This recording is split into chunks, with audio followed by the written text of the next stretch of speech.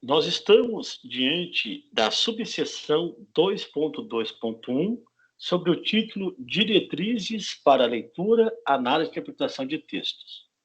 Essa subseção faz parte do capítulo 2º do livro Metodologia do Trabalho Científico, do autor brasileiro Antônio Joaquim Severino.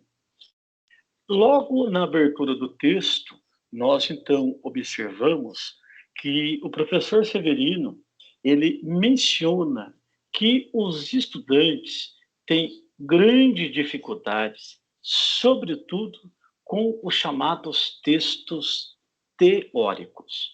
Textos teóricos são textos relacionados à área de ciência, filosofia, os textos relacionados à área de tecnologia. E muitas vezes os estudantes estão habituados apenas à leitura de textos literários.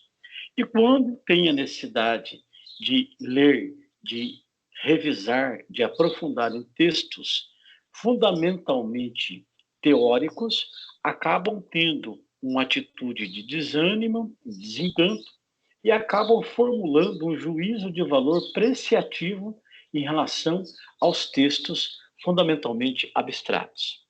Ora, então, sabendo desta imensa dificuldade, então o texto do professor Severino, na sua introdução, ele vai então nos trazer algumas informações sobre o porquê que isso acontece. E aí ele faz um contraponto logo no primeiro parágrafo, dizendo que quando nós nos debruçamos nos textos literários, é muito comum encontrarmos uma sequência de raciocínios, termos o enredo, ou ainda termos quadros referenciais fornecidos pela imaginação, que permite com que uma pessoa que esteja lendo esse texto possa compreender a ação descrita, possa compreender o desenvolvimento da história e como ela se desencadeia. Muitas vezes, em função dessa facilidade, permite com que o leitor imerja, ou seja, mergulhe no conteúdo do texto, tornando, portanto, a mensagem literária bastante agradável e extremamente acessível. Diferentemente, quando nós tratamos dos textos teóricos, primeira exigência, é preciso fazer uma pesquisa investigativa, científica, tecnológica. É preciso acompanhar atentamente, porque o raciocínio é mais rigoroso, os dados apresentados são objetivos, os dados e fatos estão vinculados às normas técnicas que são comuns às áreas do conhecimento. E isto exige, sem dúvida alguma, um tipo de leitor devidamente iniciado, para que possa compreender o desencadeamento, o desdobramento lógico dos fatos apontados nesse texto. E, nesse sentido, o professor Severino reforça que os textos teóricos utilizam um tipo de raciocínio fundamentalmente dedutivo, podendo ser indutivo, probabilístico. E, nesse sentido, a experiência particular, o uso da imaginação, não são de muito valia.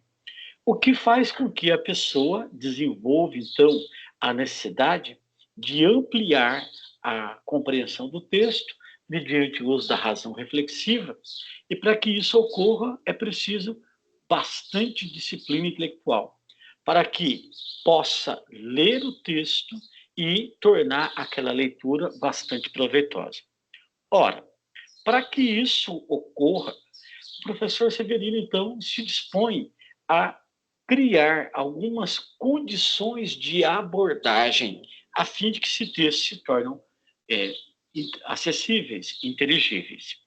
E o professor Severino, ele menciona que isto não substitui a capacidade intuitiva do leitor no processo de apreensão de forma lógica dos raciocínios em jogo, mas que essas condições de abordagem de inteligibilidade facilitarão poderosamente ao grau de assimilação e absorção das informações provenientes dos textos teóricos.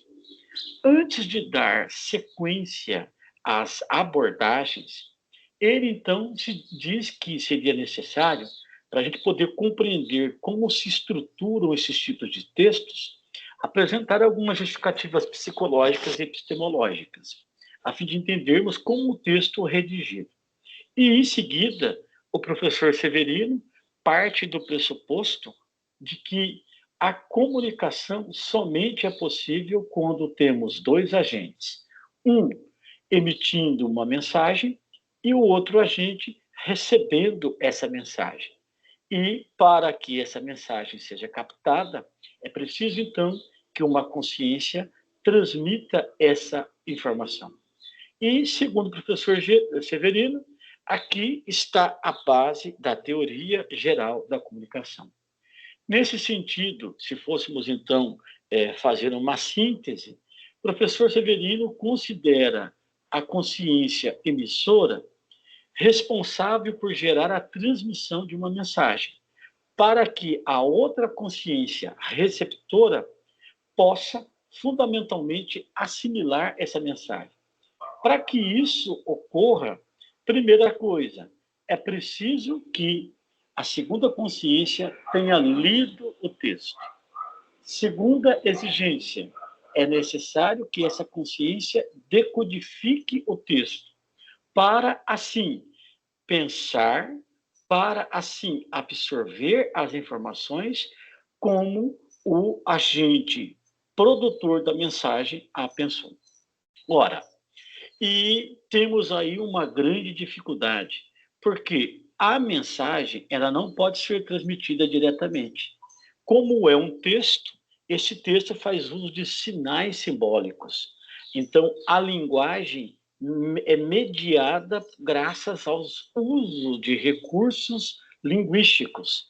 E sem conhecer esse vocábulo, raramente, dificilmente, quem lê o texto conseguiria captar de forma objetiva, de forma adequada, o conteúdo pensado pela primeira consciência, que é a consciência emissora.